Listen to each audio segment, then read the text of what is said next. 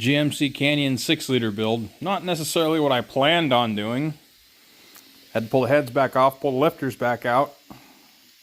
Got a set of BTR lifters through Summit Racing, and they would not fill full of oil, even though they sat soaking, completely submerged, standing up for over a week. So we tear it apart and put it back together again. We'll see what this one does.